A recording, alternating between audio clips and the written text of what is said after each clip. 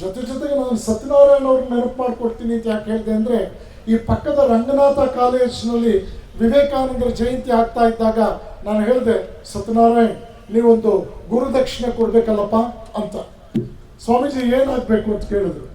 ಆಗ ಇಲ್ಲಿ ಒಬ್ಬ ಮುಸಲ್ಮಾನರು, ಅವರು ಯೂತ್ ಸರ್ವಿಸ್ ಆಫೀಸರ್ ಆಗಿದ್ದರು, ಈ ಭಾಗದವರೇ. ಅವರು ಸ್ಟೇಡಿಯಂ ಬಗ್ಗೆ ಮಾತನಾಡಿದಾಗ ನಾನು ಹೇಳಿದೆ, ಸತ್ಯನಾರಾಯಣ್ ದಯವಿಟ್ಟು ಈ ಸ್ಟೇಡಿಯಂ ಒಂದು ಹೆಸರಿಡಿ, ಅನಾಮಧೇಯವಾಗಿದೆ, ಗುರುಗಳೇ ಹೇಳಿ ನೀವೇನಿಡಬೇಕು ಅಂತ. ನಾ ಹೇಳಿದೆ, ಸ್ವಾಮಿ ವಿವೇಕಾನಂದರ ಹೆಸರಿಡಿ ಅಂತ. ತಕ್ಷಣ ಮೈಕ್ ತಗೊಂಡು ಸತ್ಯನಾರಾಯಣ ಅವರ ಹೊತ್ತು ಗ್ರಾಮೀಣ ಕುಡಿಯುವ ನೀರು ಯೋಜನೆ ಮಂತ್ರಿಗಳು ಜ್ಞಾಪಿಸ್ಕೋಬೇಕು, ಅವರಿಲ್ಲ. ಆದರೂ ನಾನು ಕೃತಜ್ಞತೆಯಿಂದ ನೆನಪು ಮಾಡಿಕೊಡ್ತೇನೆ. ಯಾಕೆಂತಂದರೆ ಎಲ್ಲಿ ಒಳ್ಳೆ ಕೆಲಸ ಆಗಿದೆಯೋ ಅದ್ರ ಬಗ್ಗೆ ಹೃತ್ಪೂರ್ವಕವಾಗಿ ನಾವು ಮಾತನಾಡಲಿಲ್ಲ ಅಂದರೆ ಅದು ಮನುಷ್ಯತ್ವದ ಕೊರತೆ.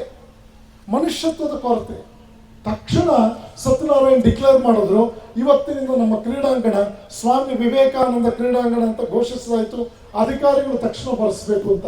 ಆ ಹೆಬ್ಬಾಗಿಲಿನಲ್ಲಿ ನಾನು ಪ್ರವೇಶ ಮಾಡಿದಾಗ ಅದು ನೋಡಿದಾಗ ನಾನು ಭಾವುಕನಾದೆ. ನೋಡಿ, ಜನಪ್ರತಿನಿಧಿಗಳು ಒಂದು ಆಲೋಚನೆ ಇಟ್ಕೊಂಡ್ರೆ ಈ ಒಂದು ತಾಲೂಕಿನಲ್ಲಿ ಹಲವಾರು ಜನ ಹಿರಿಯರು ಅದ್ಭುತವಾದ ಕೆಲಸಗಳನ್ನು ಮಾಡಿದ್ರು. ಅದನ್ನು ತಾಲೂಕಿನ ಜನ ಕೃತಜ್ಞತೆಯಿಂದ ನೆನಪಿನಲ್ಲಿ ಇಟ್ಕೊಂಡಿದ್ದಾರೆ.